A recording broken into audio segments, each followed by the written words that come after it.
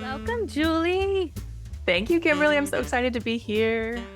It's such a treat to have you. And I've wanted to have you on the show for quite a while. And so I love that you're going to be on season 2, where we talk about kind of all things midlife women. And as we were talking before we started recording, you're not quite there yet, but you're very close on the cusp and you work with tons of midlife women. Yes. So can you share with our listeners who may not be familiar with Broche Ballet yet a little bit about what it is you do and how you find midlife women really attracted to you and your beautiful work.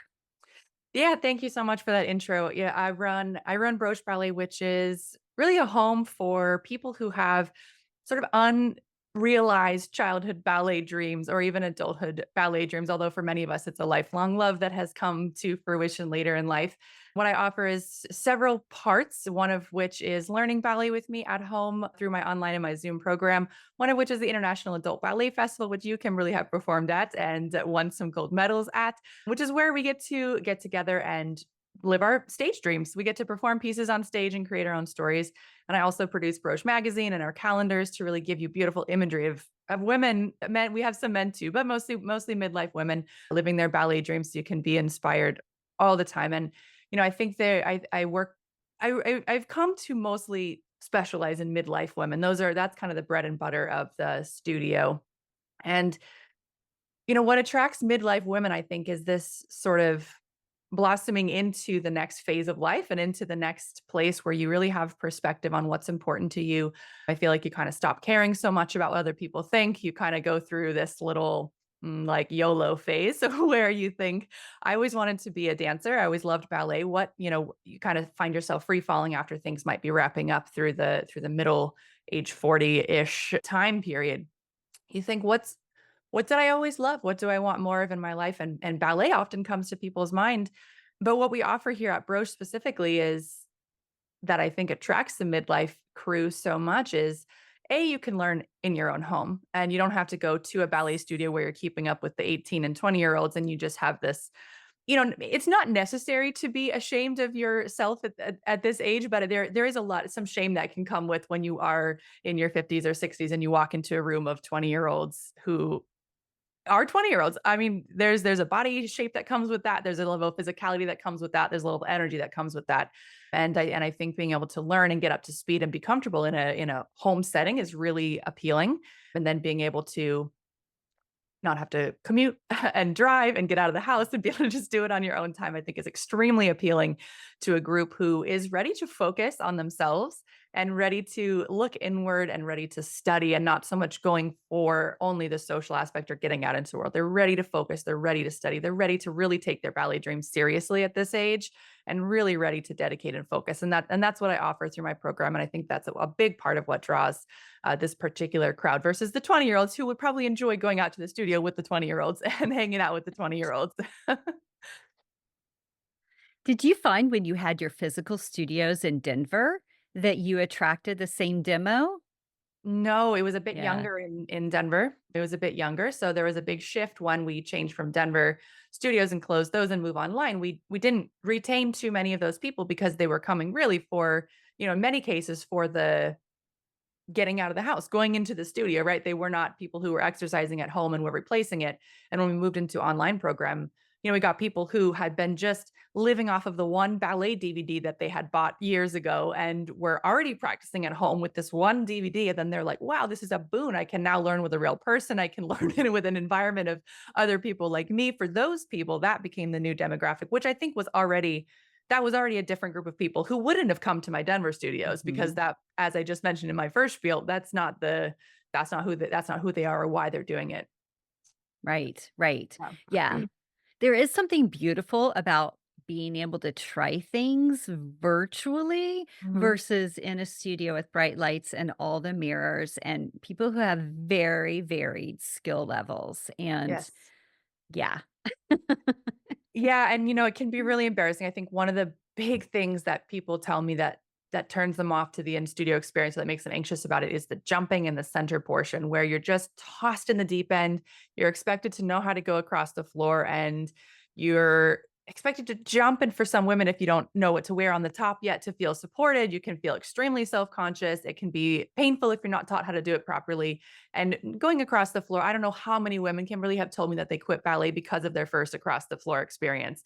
How many of them have left in tears? They've gone to the car crying after class because the center is just so intimidating. So to be able to help guide them in their home environments, that when they do go to the center, they can feel actually at least reasonably good about themselves, that they kept up and didn't make a fool of themselves. And again, it's like, you don't need to be embarrassed. Like the teacher has probably seen people who didn't know how to do this stuff before. I mean, sometimes they're kind of rude about it, but usually they're okay and supportive about it. And the other students usually don't care that much. But personally, it's just like you can feel the red face to the roots of your hair. And you just feel like, I wish I could die in a hole right now. It's an awful Yes. feeling.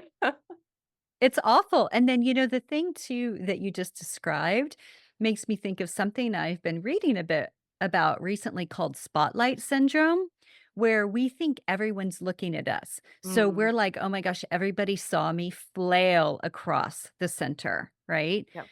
And yet nobody cares, right? Everybody's focused on themselves. So it's really interesting, listeners, spotlight syndrome. Check it out because it prevents us from doing a lot of things that I think we would do or would at least try that we don't because we're like, well, what will people think?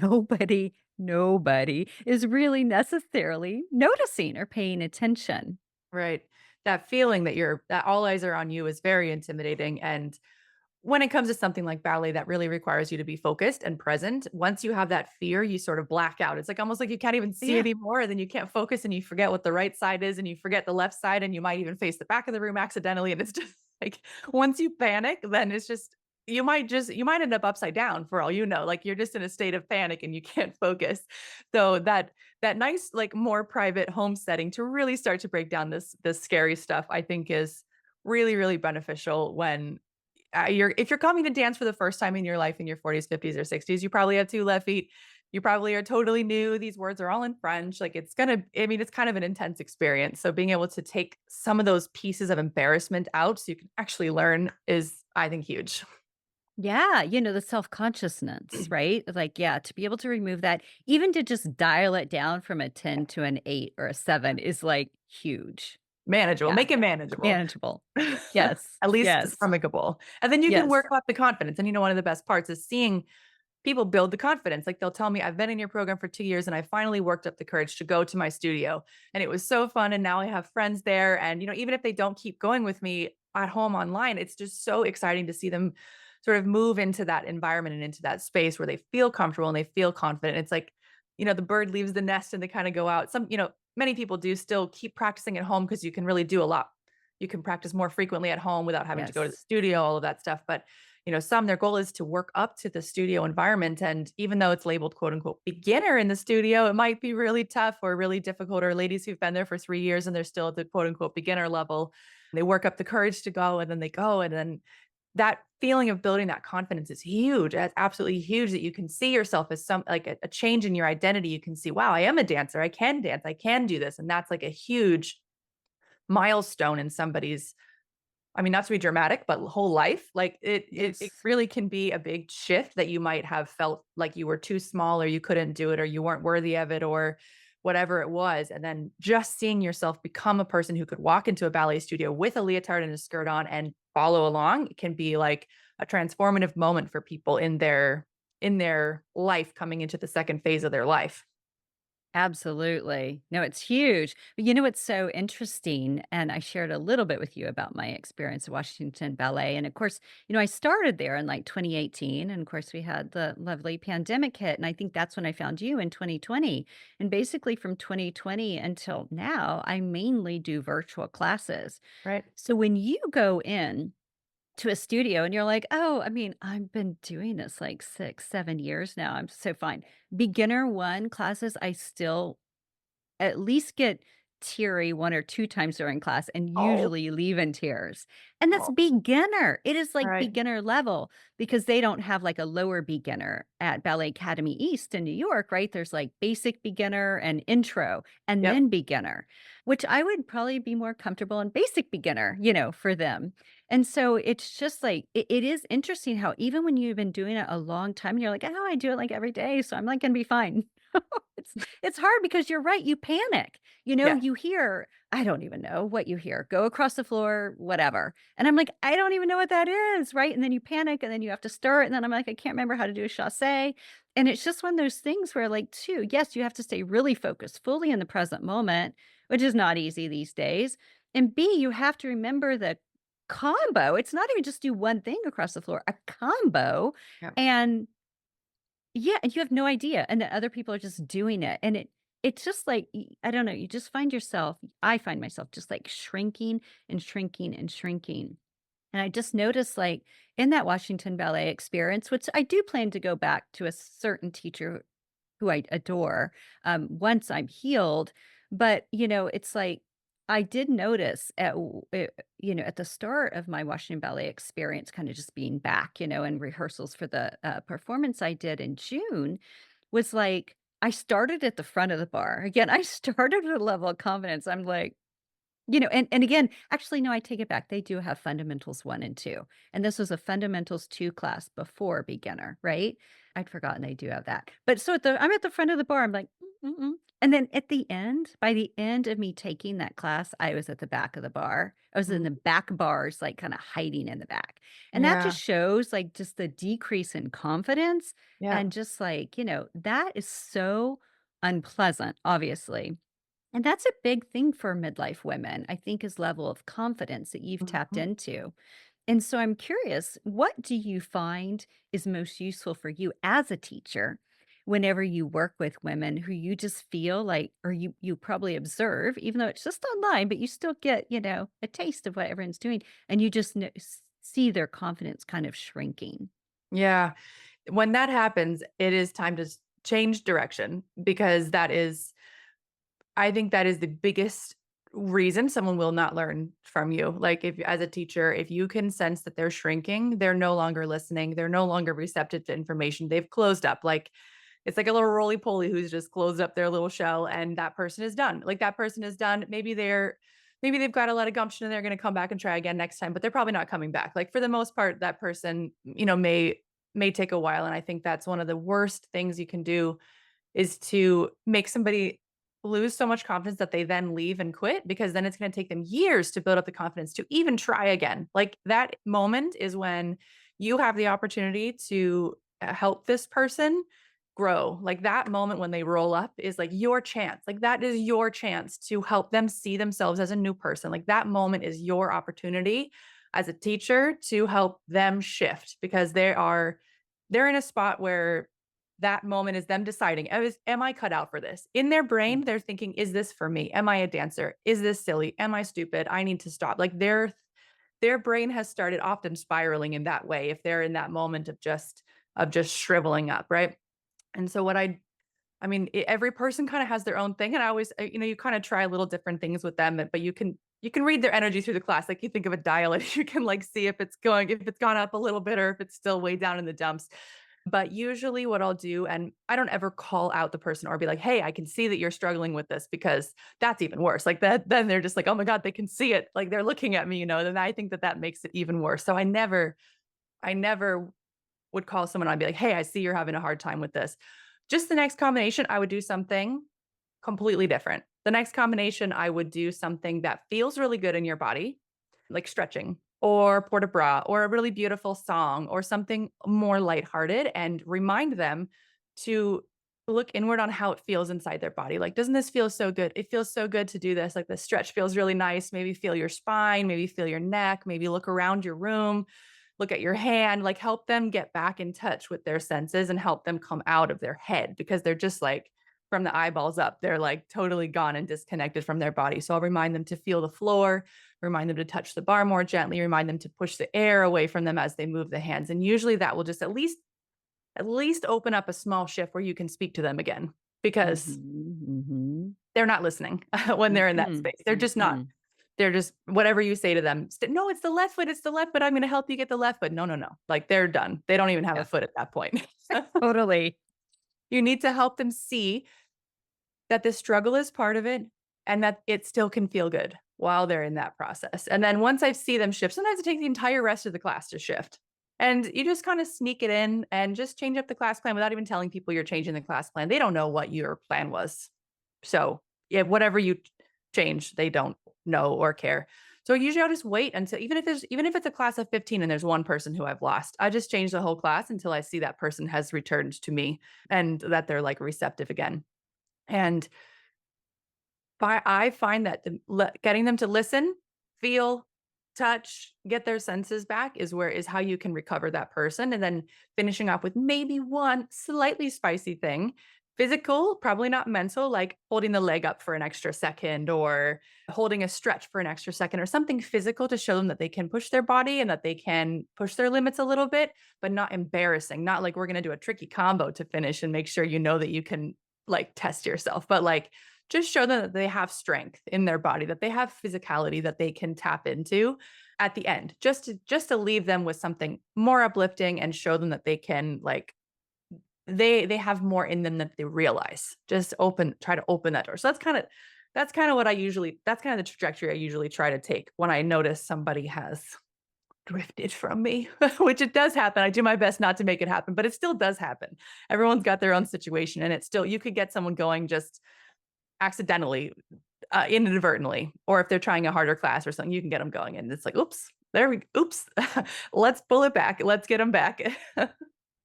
Let's water the little fading flower, you Yeah, I know? see that person is wilting, like, Yes. let's see if we can get them back. Or make a little joke, like, "Time to go grab a snack," or, like, whatever, Yes. something a little lighter.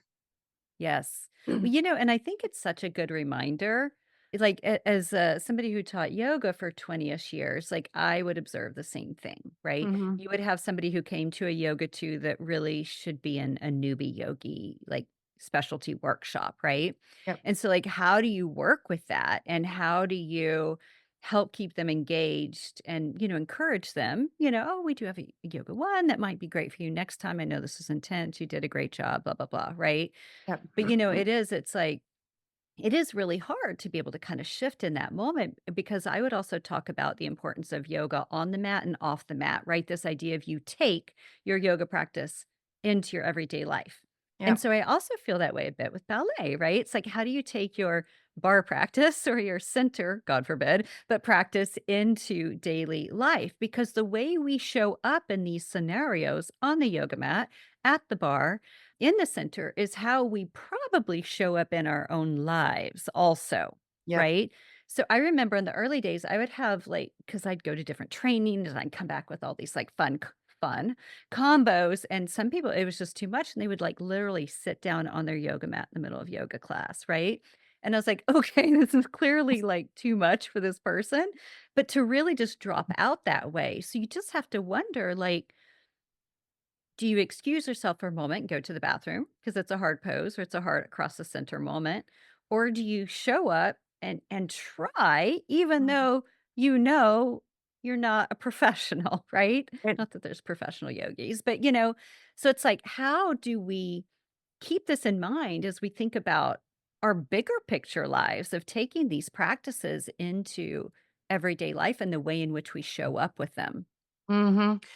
Yeah, it's huge. When you think about in the center, if you get flustered and panic, do you get flustered and panic when you're at the checkout line and you can't find your credit card? Or do you get flustered and start apologizing and drop everything and like accidentally throw everything out of your purse and then forget that your glasses are already on your face? And like, is I that feel seen, Julie. I feel seen. I live it myself, Kimberly. No, do you panic? Do you panic and flail, or do you panic and freeze, or like do you panic and I'm sorry, I'm sorry, I'm sorry. Oh my god, excuse me. Like whatever happens is probably what happens when you're getting onto a train or you're boarding an airplane or you're trying to find your boarding pass or whatever it is. It's these moments where it's like, breathe. You are still alive. You are still here. This might be embarrassing, but that person does not care and they will forget about it. Or it'll be a great story that helps them make a new friend one day because they'll be like, I met this one lady and it was just the craziest thing. And she literally threw everything out of her purse just because she couldn't find her glasses. And it would, maybe you are going to be a gift for that person. That's going to be a great story that they can tell when they go to their next party because they're an introvert and they have nothing to say, but now they have this great story. And you got to give them that hilarious gift of your ridiculous story. So it's like thinking about not only yourself, but getting yourself out of your head and thinking about how the other people are experiencing you. Like if you are worried about the other people, and let's say they did care. Let's say they did care, right? Because I think sometimes it's helpful to just let yourself take that scenario instead of being like, they don't care, they don't care, they don't care, because you don't actually believe that. So sometimes that's not really believable. But let's say they did care. Let's say they did care. Let's say they went home and told their significant other, like, oh my God, there was this lady who did this thing. Think about that. Okay, and then what? And then what happens if that's what they told them? Great. Now they have a conversation. Maybe they were in a fight and now they have something to laugh about together. Great. You gave them a little story to tell. Like we're all just people floating around, impacting each other. And let's say you do something stupid. Like you're gonna do something stupid. And let's say somebody thought it was funny and then told someone else about how it was. Great. Now you've enjoyed, now you've given a few people a laugh in the world and you've made the world maybe a slightly better place because you did that thing in that moment that was really harmless, but just kind of funny. It's like, it's okay. It's okay. You're allowed to be like cringe. You're allowed to be you're allowed to be a story that somebody told to somebody else. Like, it's okay. We all are. I'm sure we all already have been. So, and we're still here. So if someone tells a story about how ridiculous you were, then fine, let them. You get to be like memorable. Who so you have now have a legacy. I You don't know know. Those moments, those we just yeah. get so afraid that those moments are like life threatening, but they're not. Right, right. Well, you know what I love, what you just shared, and you may know this, but that's a cognitive behavioral therapy technique called Oh, playing the really? tape till the end. Do you know that? No, I didn't know. No. It's just what Okay. I use when I'm getting fantastical. I'm just like, "Okay, then what? Then what? And then what?" And then eventually you're like, "And then they laughed at me." Mm, ah, and then somebody's like, "And then I died." And then it's like, "Well, but then you don't know anymore." So Seriously.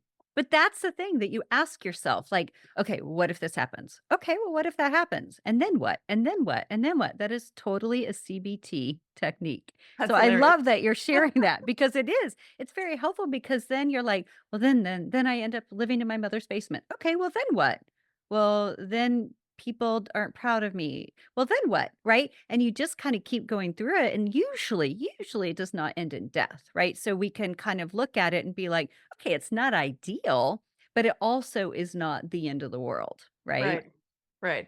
Yeah, making a fool of yourself in ballet class is not the end of the world. It feels like it in the moment. Like, honestly, it feels like it in that moment. And to be able to make your own personal shift in that moment where you feel like the sky is falling is, I think, the work. I think that's the work that we learn in ballet class is that we can make that shift. Like, still, frappes get me going, Kimberly. Frappes get me going. Oh, A good, like a really intense frappe combination that includes like plie releves, and your calf is going to be cramping, and it's fast. And I hate when there's a glissade in there or a turn. It's just like the worst, right?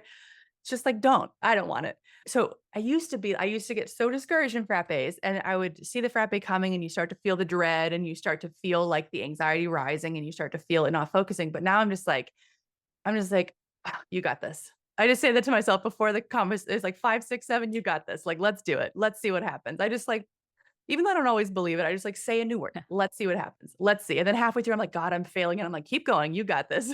It's just like, you have making those shifts in the moment, and then now it's like if you're working on a big project, same thing. Halfway through, you're like, "This all is lost. All is lost with this project. I can't finish it. This is too much." You're like, "Keep going. You got this. Just give it another try. Just another count. Just one more step. You can go." Like that mindset, I think is what we are building when we're in the ballet studio. When we notice these things, the dread coming up, it's normal, but what are you gonna do? What are you gonna do about it? How are you gonna make it through? Are you gonna try to turn yourself around? Are you gonna feel bad for yourself? Are you gonna feel embarrassed? Like, how are you gonna navigate that? And how do you wanna navigate that in the checkout line or in wherever you're making a fool of yourself in your own head? What do you wanna be? you get to choose. Yeah, yeah. Yeah. It's not easy. It's a hard choice, but No. The alternative Totally. is that you, just live in dread or quit ballet or don't do something because you're afraid of that feeling, or the alternative is, I think, a little worse. Mhm.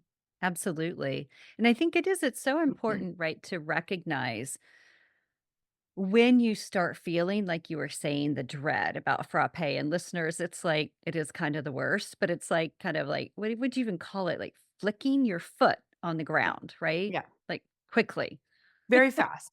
The very problem with fast. frappe is the speed. Like, the action of itself is not that hard slow necessarily, but when it's Mhm. fast and it's like then left, then right, and then up, and then down, and then blah, blah, blah, blah, blah, then it's very fast. Totally.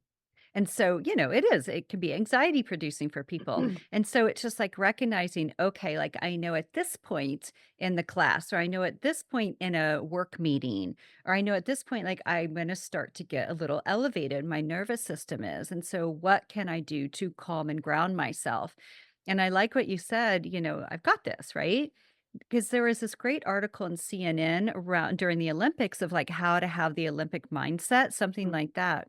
And I kept it in mind when I went on stage at IABF, and it was basically how Olympians they'll say to themselves before they go out, like, I've trained for this, right? Mhm. Something along those lines. There were a couple kind of quotes I remember in the article, but the one that stuck with me was I've trained for this. And so, keeping that in mind, right? Or I'm training for this, or yes, I've got this. It's just like these little bits of affirmations to encourage yourself when it just feels like you're, you feel like you're just kind of fading a little bit, right? Or you're noticing my nervous system gets elevated, fight, flight, Mhm. freeze in this moment. And as you're saying, you like start blacking out as you're running across the stage. You're like, I don't know what I was supposed to do next. So I'm just gonna keep running, That was usually me. Yeah. The struggle is real. The struggle is real, real.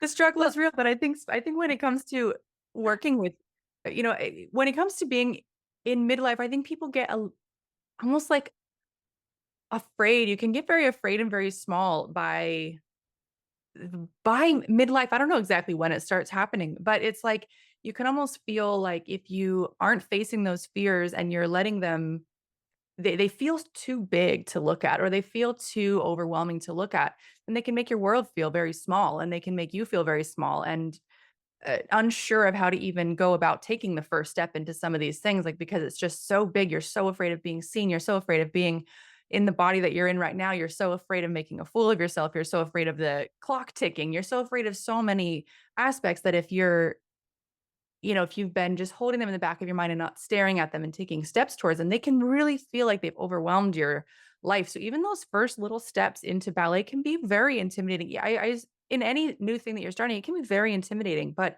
once you take that first wedge and see yourself taking those little baby steps, it can like open the world to you to see that those fears are not maybe not as nebulous as they might have seemed in the beginning, but they can feel huge when you're just like so afraid of the world or yourself or your changing body or the passage of time or any of these the changing phases in life, your career changes, like family changes, all these things can be so big that it's like we take all this stuff to the studio with us, and it's all part of the journey. Like it's just taking ballet, but then you're confronted with the mirror, you're confronted with your memory, you're confronted with your physicality, you're confronted with so many different things. And I think it's really, when you think of it this way, it's a really nice playground for you to face some of these fears in a very safe and controlled environment where you can then take that confidence out into the rest of your life, where you can speak up for yourself in relationships, you can speak up for yourself, you can go out and look for those consultant gigs, you can pitch things, you can take that and see that you can do it. I think it's a big part where you can, like you said, notice the feelings and then think, okay, I have strategies for, I know how to handle this, I've felt this way before, this is the same feeling. It's not like we have a different feeling. It's the same feeling, different scenarios. Like, okay, I know this is the frappe feeling. Okay, you got this. This is the across the floor feeling. Okay, you got this. Like this, you can recognize those feelings and use the same strategies outside the studio. yes, I love that. I think that's such an important reminder. And, I think that's the beautiful thing about IABF, right? Giving women and a few gentlemen Yes, the come, gentlemen, opportunity. come Yes, to join yes, us. totally. I'm trying to get at least one in that I know. So we'll see. But, it's like being able to take the stage or do those things that, you're like, I only did that as a child for our annual recital, and I think that's one of the things that I love about ballet that yoga didn't have.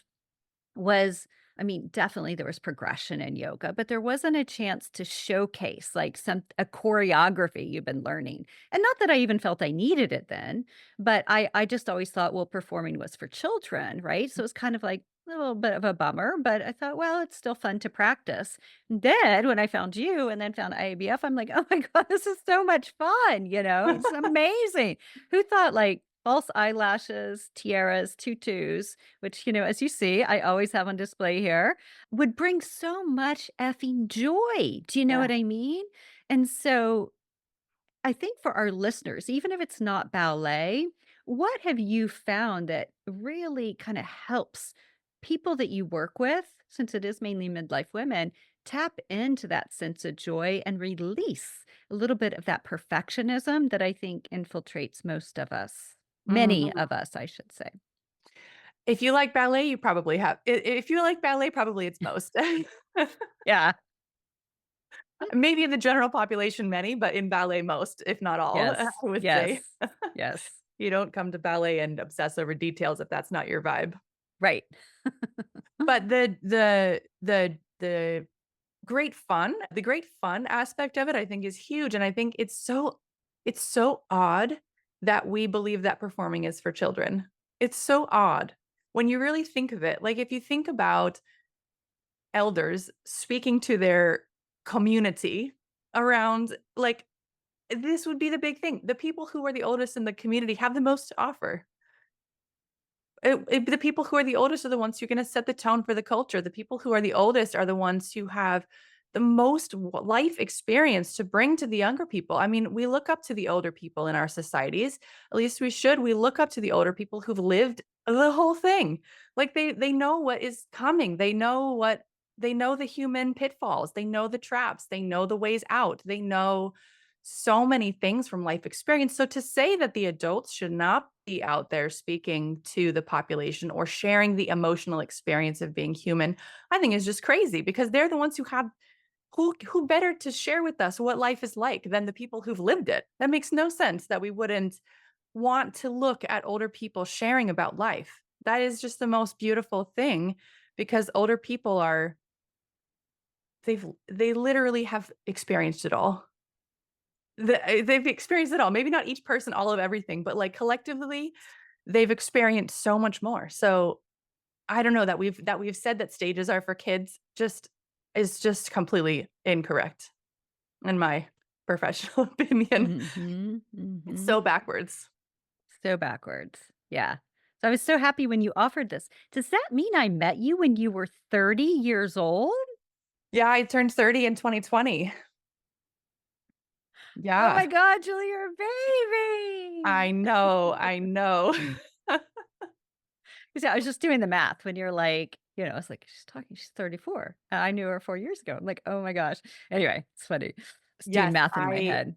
I celebrated my 30th on that would have been still during COVID, when I was still, like, in the transition with the in-person studios, but I think we had a Oh. little online birthday party for me on Zoom Oh my in gosh. 2020, yeah. So, yep, yep, amazing. Because it is amazing, but because you are really wise, and I think you also have I mean, the fact that you're speaking cognitive behavioral therapy and didn't even realize it, you have really good tools and techniques that you bring, to working with so many midlife women. And I'm just kind of curious too, as you think about your own growth and evolution creatively, Mhm. because I know it's not just ballet you do. I think you were doing like taekwondo or something? Yeah, jujitsu, yes. Jujitsu, sorry. I call them all the same thing, and I need to learn the difference. But then singing, so it's Mhm. like you're not that ballet isn't enough to challenge yourself with and Yep. building a business around it, but you also challenge yourself creatively. So talk to us a little bit about why that's important to you, because I think a lot of listeners, they have dreams, they have ambitions, they want to maybe try something that is really outside their comfort zone, but it's scary being a beginner. Yeah. I started singing because I was terrified of singing. I did not start singing because I wanted to sing. I only started singing because I am afraid of my voice and making too much noise, and I don't like when there's little fears sitting around in my head. I don't like knowing that they're there. I don't like that they just seem to control me. I don't like them. So I knew that singing was one of the things that I was anxious about. As a kid, I was in some choirs and I was always the one singing out of tune and made to not sing in the groups. And come to find out I was missing several notes in the middle of my range. And so that would explain why I was never able to hit these notes because I was like sort of missing, unable to vocalize some mid range of my voice. But I was always very anxious about my voice. I was the drum major in high school and I would have to yell at the band and my voice would always crack. And it was so embarrassing. And it was just like, I just didn't ever, I don't ever raise my voice. I don't yell at people. I don't make too much noise. Like I just always wanted my voice to be smaller. And I don't, as a person who's trying to teach people, and use my voice for a living. It's like there's a bit I wanted to get over that fear. So I went to singing class and I did not even sing a note in my first class. I went there and it was a private lesson and it was only 30 minutes and we were still wearing masks. It was still COVID. So I was like even hidden behind a mask. And she's like, okay, let's start singing. I was like, oh God, no. And she's like, you came to a singing lesson. I'm like, well, I don't want to sing. And she's like, what's wrong with you? I'm like, "Well, it's too embarrassing. I can't sing a note here. Like, just now? You want me to just sing a note for you with no instruction? Like, I don't know what you're talking about, right?" So she's like, "Okay, this is the oddest experience I've ever had." I'm sure I'm her story that she tells about this one crazy lady who wouldn't even sing in her singing lesson. So I went there and I just wouldn't. I was, like, too afraid, and so she's like, "Okay, let's do some humming." And I'm like, "Okay, I can hum. You know, I can hum." And I wouldn't even do it by myself. So she was, like, humming with me the whole time, right? And this is in a private setting in like a 10 square foot room, like nobody's looking. There's not even a mirror in sight. And so that's where we started. That's where I started my singing lessons. And I just wanted to leave like the whole time. I was like, I don't want to be here. This is awful. I made a huge mistake. I don't need to get over this fear. This is not important. And I hated it for the first year. I hated every lesson for the first year. I was so embarrassed and it was so embarrassing. And I was red like the whole time singing and would just basically refuse to make any sort of volume in my voice. Like, she's like, "Sing louder." I'm like, "I won't. Like, I can't. It's not possible for me at this moment." So, yeah, that's where I started my singing lessons, and I kept going. The only reason I kept going is because of you, the dancers. That is the only reason I kept going because I was like, "This is what they feel. You have to learn how to deal with this. You have to experience this on a weekly basis so that you never forget what your students are feeling in your class. You have to keep experiencing this. You have to feel this embarrassment about your body and learn what to say to yourself in order to overcome this because this is the challenge that your dancers are facing." And that's what I would tell myself every week going to a lesson. I was like, "You hate this. You know you need to do it and you need to figure this out. Like this is something you're going to figure out. I don't know when I'm going to figure it out. I don't know how, but I have to keep going to this so that I can learn how to be embarrassed and carry on with my life. Like this is a skill clearly that I have to learn." And I don't know. I don't think I would have kept going if it wasn't for that desire to learn how to be okay with that embarrassment.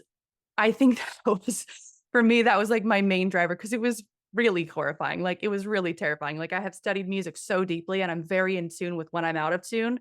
And I can just hear that my voice is bad. I can hear that I'm on the wrong notes. I can hear I'm not getting the pitches and I can hear just how like bad it is. I'm like, this is just awful. This is just straight up awful. There's 0 videos of me singing. There's nothing from the beginning times. Not at all. In fact, my teacher told me I had to look in the mirror once while I was singing because she's like, "You're doing crazy stuff with your mouth." And I was like, "I will not look at myself while I sing. Like, I will not." And she's like, "You have to. It'll be so helpful. It'll be so great." I'm like, "It will not. It will not be helpful. I don't want to see what this looks like." And so she finally got me to stand in front of the mirror and I just turned completely red, like armpits completely sweat, like dripping. I was just like mortified by how I looked singing and I could not. I mean, I just wanted to leave. I was like, she's like, "We should do an hour lesson." I'm like, "No, we will keep with half hour. Thank you. I cannot stomach this feeling for more than 30 minutes." I'm getting this is basically how I started singing. I don't know. At a certain point, I started jujitsu to help me with this. I started jujitsu because I listened to a podcast from the main one of the Gracies who was a big part of bringing jujitsu to America and to the world. I listened to his podcast on Joe Rogan only because jujitsu teaches adults. And I was like, oh, I wonder how they structure curriculums. I wonder how they deal with adults weaving in and out of jujitsu and how they deal with progression and how they do belt system. And like, maybe I'll learn some stuff from my ballet studio because martial arts is more developed than ballet for adults. And so I wonder how they do it. And I was hoping to get some info. But then the podcast, he talked about how peaceful it makes your mind and how it helps you deal with struggles and how it helps you deal with anxiety and deal with fear and face your fear. And I was like, great, because, you know, I want to do some big stuff with my life and I'm afraid. So let's see if I can do this. I did not Google what jujitsu is. I just called up my studio and went. And I got there and they were like, so, this is wrestling on the floor. And I was like, oh, I see no other women here. So I guess we're going to wrestle these various men on the floor. So I show up and I'm in this like bathrobe situation and like just like, Cisco, come over here. And so I just like wrestled Cisco for an hour and it was just like, oh my God, what are we doing here? But it was amazing. Then the next singing lesson I went back and I felt like I could sing louder. And my teacher was like, what did you eat last week? Like what changed? And I was like, I went and like learned how to fight. I learned how to fight for myself. I learned how to take up space. I learned how it just in like one shift of the class, I just like, oh no, I see that I'm safe. I'm fine. Like I can push. I can be in the world and I can fight for my space and I can throw somebody off of my body and I can be more powerful than I thought. And I basically saw myself as a different person in that first hour. And then I went back to singing lesson and I was like, yeah, you're allowed to take up space. You're allowed to be loud. You're allowed to be yourself in this world. And other people might fight you and you can fight them back. So fine. No problem. And so that's kind of how those two things evolved. They weren't important for me creatively as much as mentally. Creatively, obviously, they are really fun now, but like they were really for me part of my mental journey of overcoming my fears and trying to be more peaceful and trying to be able to achieve the big things that I want. I want to achieve so many things. I have so many ideas and so many things I want. And I know that the mind stops all of it. So it's like any little niggling things in the brain, like you got to figure that out because it's the only thing stopping you. So there we are on those activities. I love it because 'cause they're so varied from ballet, and so right? So it's so great, I think, for listeners to really think about, yeah, sometimes I pursue something not because like, "Oh, I want to get a higher belt in it," is because I wanna learn more about the system, and I wanna challenge myself to learn something new because ultimately this will help me in other areas of my life. Yeah, and it did. Huge. I would not be the person I am without jujitsu specifically. Singing was very useful, and I think I wouldn't be the teacher that I am without that experience because I like we were talking about in losing the fading, the wilting flower, that skill comes from what would I have needed in that moment of singing my first awful note. Like that horrible those horrible early moments are what keep me grounded to what my students need from me. But as a person, as an entrepreneur, as a business owner, as a person who's trying to run big events and trying to do big things, jujitsu is what has made what I believe has made that all possible because in those moments where you're really struggling, there's really tough moments in running these big things there. There's some really, really challenging things that come up and that happen, and you just have faith in yourself. You have faith in yourself that you can get yourself out of a pickle, and that once you get out of that pickle, another pickle is coming, and you can get yourself out of that pickle, and then another pickle, and you can get yourself out of that pickle, and it's just I wear a ring that says faith over fear, and it's just always to remind myself to have faith in myself more than I have fear in what's coming. I think that's huge. Like a freaking hurricane. Oh, yeah, I don't think I would have been able to get through that without the fighting experience and just being able to be calm under pressure because that's what you learn in jujitsu is you learn basically someone is sitting on your body and you can't breathe and you learn how to breathe through it. So when you're in those moments where you feel you can't breathe, you're like, I trained for this. I know how to breathe when I can't breathe. Like I've practiced breathing when I'm being suffocated. It's helpful. Not to be dramatic, but it's very helpful. No, seriously, and listeners, if you're like, "What are you talking about?" It was the day IABF was starting, massive hurricane, hit Florida. So I was lucky enough to be able to shift plans and come down a day early, which made all the difference because there were some crazy stories of people trying to get there, right? And everything they went through. But you did handle it with grace under pressure in a really impressive way. And, in a weird way, since I was there and safe, but it was kind of fun. Like I'd never been in a hurricane before. And, but it was just like, this is crazy. And we're getting all these emergency alerts on our phone, like seek shelter, seek higher ground. And we're just doing our tondus, you know? I'm like, "Well, there's a balcony up there." So, Right. in my mind, that's like I'm like, "There at least if it's coming in the ground, we have this balcony up top," you know? Yeah, that was insane. That was a really insane that was a new level of that was a new level unlocked, I would say, of people asking you, "Is it safe to come?" And you having to answer a question about someone's personal safety. Like, that's a new level of stress. Yeah. Yeah. Intense. So intense. I'm like so impressed by the management of it Yeah, by you. Yeah. go learn jujitsu is my advice. Right. Right. Truly. Yes. Well, one of the things that you mentioned is the desire to do so much, like, right, with Mhm, your life, which leads me to something that a lot of people really are thinking about in midlife, mhm. especially whenever you hit, like, I don't know, 45, 50, where you're like, okay, I've lived more than I probably will live. Yep. And so, how do you negotiate this at a younger age, but also thinking like there's so much I want to do? Because that's one of the things I think in your 20s and 30s, you have so much energy and you kind of do think you can take on the world. And I think, at least for me at 51, I'm kind of like, I'm all tired. Maybe I just need to, like, do a few things for the world, but maybe not take it on the way I thought I could when I was younger. Right. Yeah, and I think I feel like I always want more than I can do, and I think that's one of the big lessons that I'm meant to learn in this life is how to accept the amount that you can do in a specific period of time.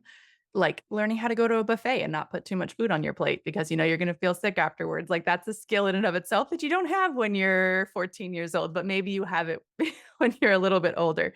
I think that's sort of the phase of the 20s and 30s is that you've put too much on your plate and then you have to, learn how to prioritize what you spend your calories on, so to speak, right? Spend your time on. I think I've always kind of had a lot of interests. And I think so much of wanting to achieve a lot and accomplish a lot is the excitement of taking a dream from the clouds into the world and just wanting more of that and wanting that to happen more frequently. And then, you can kind of see how your work creates joyful opportunities for other people, creates learning opportunities for other people, creates deep connection for other people. And you can kind of see how your cloudy ideas become real things that then ripple into the world in ways you didn't even know or anticipate, right? There's no way even that I could have anticipated anything many of the things that have come from what I've done or what I've created, community-wise is just amazing. The people who are like lifelong friends who meet up in different countries, who've founded like the Facet Dance Collective together, or who've created their own performing opportunities in their own place because they've been inspired by all of this. Like, there's no way that any of that stuff could be predicted. And I feel like there's many ideas that have the great potential to give people more of that. And while I have the ideas and while I have the energy, I ought to try to put as many of them into the world as possible because they seem to be really helpful for people. They seem to be a place that gives people something that I needed that they also need. Like whenever you need something, there's probably someone else who needs something similar, right? Like you have your own desires to perform, your own desires to learn ballet at a deep level, your own desires to have a community of people who support each other.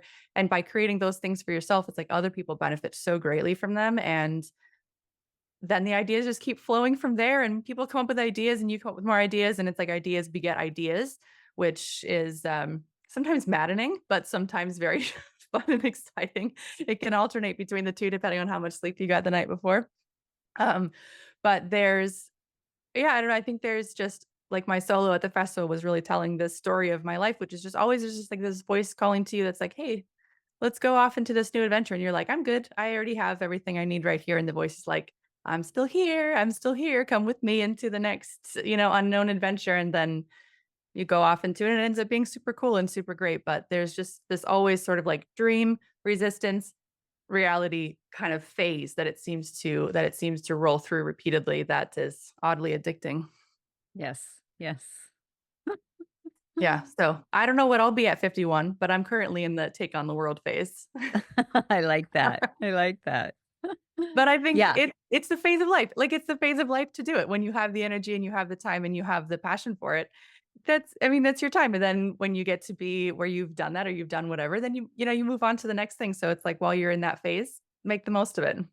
right, absolutely. No, take advantage of the energy Yeah. you have now because you can do so much. You can take on the world, and then, Yeah, and you that's the turn age to do 50. it. Yeah, yeah, Yeah, that's the yes, age to do it. So yeah.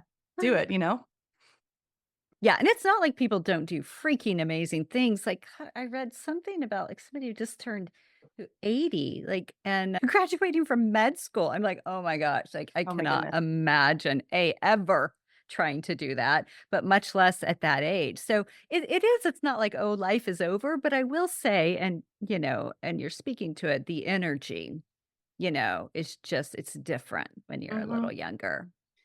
I also feel like the goals are different when you're a little younger. Like, I Mhm. do find that when you're teaching ballet to people who are in their early 20s and even some into the early 30s, depending on, how their own personal trajectory is going versus teaching ballet later in life is so different. The things people want is so different. If you're 20 and or 25, like, the things you want are so different. The things you want out of life are so different. You've got something to prove. You've got maybe a chip on your shoulder. You want to be the best. You want to be perfect. You want to do all that stuff. And it's like later in life, I think you've kinda let that go, and if that is often the driving motivation when you're in your early ages, and that motivation is not there when you're later, like, it's not gonna be an energy fueling source for you because it's not a drive. It's not a drive that pushes you. The drive is to enjoy it or to create the art or to be joyful or to learn your own body or whatever. Like I was saying with jujitsu, my goal is not to be anything other than a person who goes there to learn the sport. But if I really wanted to be a competitor, I would go 5 times a week. I would study at home. I would learn other things, but, like, that's not at all why I'm there. My goal there is very, like, ancillary. And so the way I would approach that is completely different. I go for an hour and I'm awful and I leave and I go home and I don't care at all that I'm awful because it's not why I'm there. It's not why I'm there. It's not what I'm doing there. So the people who are in my jujitsu classes would say that I'm not a motivated or driven person based on how they would see me in that environment, or like that I'm not that into it or I'm not putting that much into it. But the areas that matter to me, I put so much energy into and so much time and effort into. So I think that energy is interesting because it's so driven by the goals. Like, if you've already kinda done what you needed to do in one area and you don't have a new big project, like, there's no real need to have to drive that much energy. It's not coming from anywhere. Whereas if you really have that, like, thing that drives you or that pushes you, I think that also gives you some of that it gives you some of that. So without that, I think there is a difference in energy too. Totally, totally. Well, before I ask you the last question, I know you need to go because you have a class to teach, That's right. which I can't attend, which I drives me crazy. know. I'm You'll be there in back in it spirit. soon. Soon, soon. But my last question for you is like, how do you find tranquility in your everyday, especially with juggling so many things, going from thing to thing, dealing with midlife women who get confused a lot sometimes and ask you lots of questions. Yeah. So how do you find it? I don't always find it.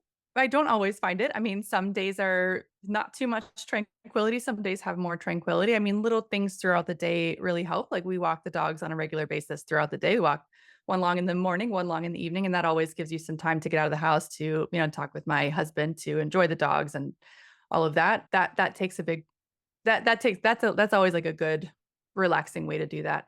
And then just throughout the day, I do try to find moments where if I notice that I'm getting amped up or I notice that I'm getting spun up, or, like, sometimes you don't notice until many hours later and you're like, wow, gosh, you really, like, rode that hard for a while there. Like, but the sooner you can notice that you're amped up or wound up, then I try my best to just, like, take 5 and go do something else for 5 minutes. Like, go take a quick shower or stretch my calves for a second or listen to some beautiful music and just play along with it, or whatever it is, and just take a few minutes to do something else. So I try when I do notice myself getting amped up, I do try to take a second and just breathe. Remember, you're here. It's all good. It's gonna be good, even no matter where it goes. You're gonna be fine. And just always kind of remember that and take myself back to that. So I think that's a huge part. If juggling a bunch of things is tough, but the biggest thing that I try to tell myself is that you will get more done if you are doing only one thing. And whatever is not getting done will be there when you're done with this. And if it's not there, great. Someone else did it. No problem. So do this one thing and the other things will still be there. And if they're not there, great. You don't have to worry about them. So that mindset help I try to use that to keep me focused as much as possible throughout the day. Yeah, it's like, I mean, it's so important to monotask, but Yeah. it's like it may not be there, but you'll also forget it. So I have to write things down. Like I Oh have yeah. post-its like all Me over my too. desk. Even during ballet class, you may see me run over, right? And I like Yeah. writing something down because I thought of something during class that like I need to Yeah. remember. And the same. Post-its You everywhere. do? Okay, I okay. have I have a I have a I have a very sophisticated Post-it system to I keep love track it. of everything. Of course, mine are all pink, and you have to really dig deep to find pink, but Yes. On I can brand. locate it on Yeah, you brand. can't be caught with those yellow Post-its all over your Oh, desk. no. How gauche. Blasphemy. How gauche. Well, thank you so much, Julie. It's been so fun to connect and catch up. And of course, listeners, I'll have links to all things Julie. And thank you for being here with us for our only non midlife person. But it's such a treat because I know you know so much about it because you work with so many of us. Honorary midlife. Thank you so much for having me, Kimberly. I love the conversation.